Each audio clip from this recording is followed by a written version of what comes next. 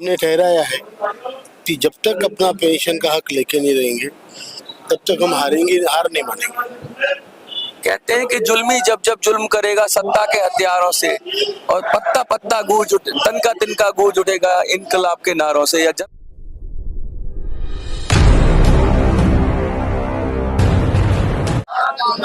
NSC जिंदाबाद, NSC जिंदाबाद। लगातार 4-5 पिछले दिनों से आपके जो धरना है उसको बार बार परमिशन कैंसिल होती है, फिर दी जाती है। ये जो वृद्धजन है जो देश देश के दूर दूर सुदूर हिस्सों से आए हैं, क्या कहेंगे कमांडर साहब, ये क्यों हो रहा है आपके साथ ऐसा? सारे भी जो वरिष्ठ जैसे आपने जिस तरीके से इस मुद्दे को पूरे देश के सामने लाया है, सभी को पुनः हमारा स्पेशली सोशल मीडिया में जय हिंद और आपके चैनल में भी, तो उसकी वजह से ये हुआ है कि बहुत सारे जो सांसद है यहाँ पर आए, उन्होंने हमें समर्थन दिया, सपोर्ट किया। अलग अलग पार्टी के अलग अलग सांसद आए, तो जब ये हमारा सपोर्ट इतना बड़ा देख के शायद सरकार प्रशासन इनको लगा ये आंदोलन तो देशव्यापी हो रहा है, और यही कारण है कि उन्होंने हमें हर जगह से रोकना शुरू किया। आपको जानते होंगे यहाँ पे एक दिन बैठने नहीं दिया, यहाँ से हकाले गए, फिर लोग यहाँ से चल के 4 किलोमीटर चल के इंडिया गेट गए, 4 किलोमीटर चल के इंडिया गेट गए, और वहाँ पे जाने के बाद वहाँ पे जो सभा हुई उसको भी उन्होंने हकाल दिया। लोगों को टी शर्ट निकालने के लिए कहा। अभी टी शर्ट में क्या है, ये तो एक यूनिफॉर्म है, उसमें ज्येष्ठ भारत श्रेष्ठ भारत लिखा है, उसमें लिखा है सर्वेशाम मंगलम। तो एक प्रकार का इंसल्ट करने की कोशिश की बुजुर्गों के साथ, लेकिन हम भी पक्के हैं, जीत के पक्के हैं। हमने ठहराया है कि जब तक अपना पेंशन का हक लेके नहीं रहेंगे तब तक हम हार नहीं मानेंगे। कहते हैं कि जुल्मी जब जब जुल्म करेगा सत्ता के हथियारों से और पत्ता पत्ता गूंज उठे, तनका तिनका गूंज उठेगा इनकलाब के नारों से, या जर्रा जर्रा गूंज उठेगा इनकलाब के नारों से। जो ये बात थी, ये सोशल मीडिया में लगता है आंदोलन बढ़ गया है। आपको क्या लगता है? क्योंकि इससे पहले कभी भी सरकार की तरफ से या प्रशासन की तरफ से इस तरह तो नहीं हुआ कि कम से कम आपको रोका जाए, आपसे टी शर्ट उतारने की बात की जाए, ऐसा कभी नहीं हुआ। इवन पुलिस भी आती थी, डिटेंशन भी होता था, तो बड़ा सफाई से, बड़े इज्जत से कहते थे बैठ जाओ, और 2 घंटे भी आप एक्स्ट्रा टाइम मांगते थे तो परमिशन के लिए देते थे, क्योंकि आपकी उम्र और आपकी देश के प्रति जो कृतज्ञता है और जो देश के प्रति समर्पण का भाव है, जो सेवा है, उसको देखते हुए। लेकिन अब क्या लग रहा है कि ये फैल चुका है, जहां जहां ये बात पहुंच रही थी, लोग क्योंकि EPS 95 का नाम भी शायद नहीं जानते थे बहुत सारे लोग, जो आपके उससे ना हो। लेकिन क्या लगता है ये देशव्यापी आंदोलन बन रहा है जिसकी हम लोग बात कर रहे थे? बिल्कुल बन रहा है, क्या बन गया है। मैं शुक्रगुजार हूँ मीडिया का, सोशल मीडिया का स्पेशली, कि ये आंदोलन देशव्यापी हो चुका है। आप देखिए 75 लाख पेंशनर्स हैं और 7.5 करोड़ लोग वो है जो इस क्षेत्र में आज की तारीख में अंशदान कर रहे हैं टुवर्ड्स पेंशन। तो ये लोगों की संख्या इतनी है कि हर तीसरे घर में आपको EPS का आदमी मिलेगा। तो ये एक घर में एक आदमी मतलब वो पूरा घर इन्फ्लुएंस्ड है। तो ये तो देशव्यापी आंदोलन है ही, इसमें कोई डाउट नहीं। आप देखिए पिछले 8 सालों से हम लोग जो लड़ाई लड़ रहे हैं, कई हमारे अड़चने आई, पैसों की कमी है, लोगों में शक्ति नहीं है, वृद्ध लोग हैं, लेकिन फिर भी लोग अपने इरादों के पक्के हैं, और इतना जुनून है और इतना एक प्रकार का सामर्थ्य उनमें है कि वो धीरज नहीं होते, बिल्कुल पूरी तरह से लगे हैं, और वो जीत के रहेंगे हम लोग। अच्छा, ये जो वृद्धजनों का जो संघर्ष है, कभी कभी दिल में हताशा नहीं होती? क्योंकि आप में से कुछ लोग तो कहते हैं हम तो मोदी जी हमें बहुत पसंद है, हम तो उनके वोटर हैं, और हमारे साथ ऐसा क्यों? तो कभी कभी कि आप ही का जो अपना है, बाहर वाला मारता है तब तो चोट दर्द नहीं होता, क्योंकि भाई दुश्मन है।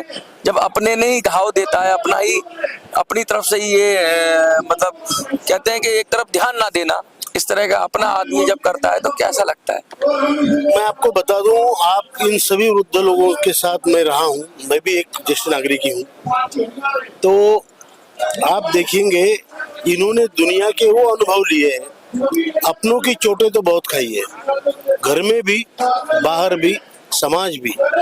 तो अपनों ने चोट देना या अपनों ने धोखा देना, ये इनके लिए हमारे लिए कोई नई बात नहीं है। कलेजा मजबूत हो गया है। कलेजा मजबूत हो गया है और अभी हम बल्कि ये रिजॉल्व करके उठे हैं कि जिंदगी हमारी एक बार है, ये कि दोबारा मिलने वाली चीज नहीं है। तो हम क्यों ना लड़ें और अपनी इज्जत, अपना स्वाभिमान, अपना हक पाए।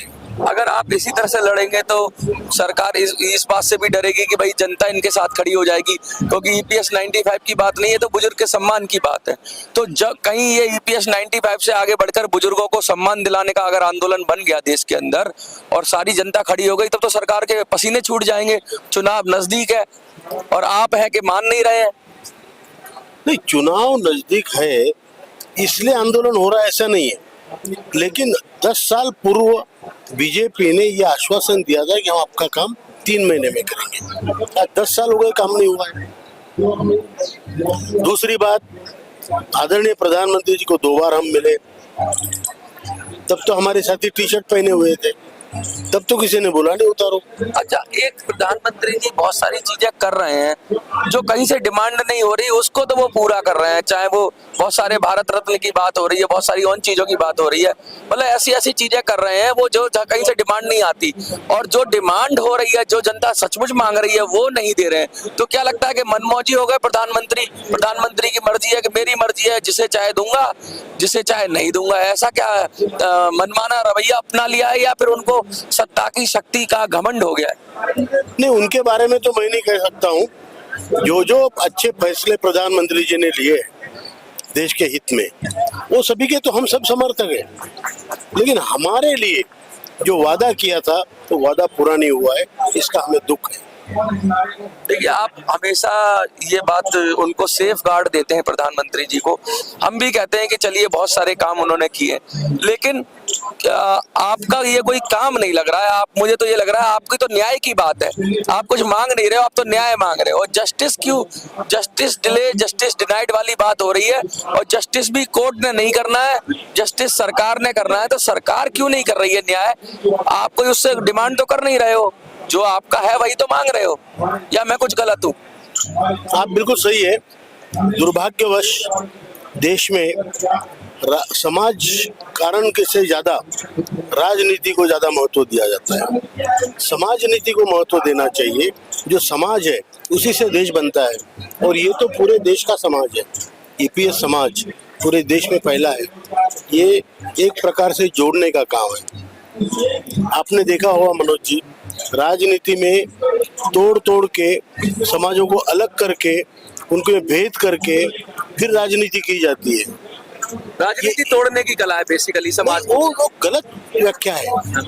राजनीति तोड़ने की कला, उसमें साम दाम दंड भेद सब चलता है, लेकिन देश को जोड़ के राजनीति करना एक अच्छी बात नहीं होगी। अगर जब जोड़ेंगे तो सेवा नीति हो जाएगी, राजनीति कहाँ रहेगी? तो राजनीति ज्यादा हो रही है, कहते हैं ना आम बोलचाल की भाषा में कि यार राजनीति मत करो किसी आंसर। राजनीति एक प्रकार से हमारे यहाँ गाली हो गई है। पॉलिटिक्स हम गाली समझते हैं, दरअसल बात ये नहीं है, हम उसकी व्याख्या सही नहीं समझते। आपने देखा होगा श्री कृष्ण जी को हम भगवान मानते हैं। क्यों मानते हैं? बिना शस्त्र के इतना बड़ा युद्ध जिताया। ये डिप्लोमेसी, कूटनीति, जो भी नीति है वो राजनीति है, और ये राजनीति की खोज जिसने की, राम तो मर्यादा पुरुषोत्तम थे, लेकिन श्री कृष्ण भगवान उनसे आगे जाके लीला करके या राजनीति लाके और उन्होंने दुर्बलों को जिताया। उससे ये राजनीति होती है। राजनीति मतलब कोई किसी को उल्लू बनाना, मूर्ख बनाना, आप जो कहते हैं जिसका उपयोग हम आजकल गाली की तरह से करते हैं, ये नहीं है। ये बहुत बड़ा विषय है। राजनीति की मैं एक बात और कहूंगा, फिर मैं विषय पे आऊंगा। राजनीति कहते हैं, राजनीति को करने की जो एक जगह होती है ना, राजनीति हमेशा दुश्मन के साथ की जाती है, अपनों के साथ तो सेवा नीति होती है। क्योंकि कृष्ण ने भी की ना, तो जो उनके शत्रु थे उनके लिए राजनीति की, अपने अंदर तो सेवा नीति ही थी, विदुर नीति थी।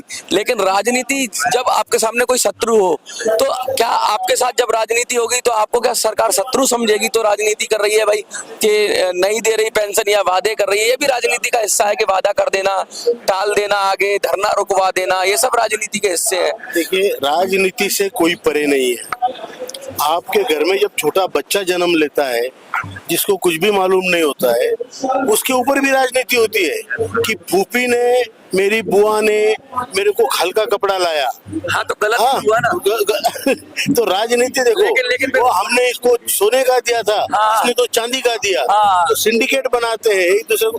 तो ये जो है राजनीति से परे कोई नहीं है। हाँ, राजनीति ऐसा विषय है, वो ऑल इनकम्पासिंग। तो आप ये सब दोहरा दूं कि राजनीति की जगह आपको समाज की बात ज्यादा करनी मैं ये चाहिए। कह रहा हूँ कि राजनीति तो सब साइंस का सबको लेके चलती है, लेकिन राजनीति में समाज नीति, समाज कारण का महत्व ज्यादा होना चाहिए। देखिए, बहुत बड़ी बात कह दी इन्होंने कि राजनीति आप करो ठीक है, लेकिन राजनीति का जो एक अंग है वो समाज नीति भी है, ऐसा ये कह रहे हैं, और उसका ज्यादा प्रभाव होना चाहिए, ना कि राजनीति के और जो साम दाम दंड भेद वाली चीजें हैं उसको परे रखकर मानवता के आधार पे सोचना चाहिए, और समाज का कैसे वेलफेयर हो उसमें राजनीति कैसे लगे उसकी बात कर रहे हैं। ये इनका मोटी मोटी बात है कमांडर साहब की। और जो लगातार सरकार रोकने की कोशिश कर रही है, मुझे लग रहा है कि आप लोग जो देख रहे हो वीडियो, इससे सरकार को कहीं ना कहीं माथे पे शिकन तो आई है, चिंता की लकीरें तो आई है। तो आज हम लोग कहते थे ना सोशल मीडिया की ताकत, तो आज आपने अपनी ताकत जनवा दी है, लेकिन हाँ थोड़ी संघर्ष होगा, थोड़ी परेशानी होगी, इनको रोका जाएगा, इनको शायद जंतर मंतर पे कल को जगह ना मिले, परमिशन ना मिले, लेकिन ये जहां खड़े होंगे वहीं से धाड़ लगाएंगे, और जब ये धाड़ लगाएंगे, हमारे बुजुर्ग शेर हैं, तो धाड़ सरकार के कानों के पर्दों को फाड़ सकती है, क्योंकि चुनाव नजदीक है। सरकार शायद डर गई है, या सरकार की माथे पे चिंता की लकीरें पड़ गई है, क्योंकि EPS 95 कोई वो नहीं है, खैरात नहीं है, ये इनका हक है, और अपना हक लेके रहेंगे कि नारे के साथ बुजुर्ग बुलंद कर रहे हैं, और कहीं देश इनके साथ आ गया तो सरकार को लेने के देने न पड़ जाए। देखते रहिए मिनी संसद।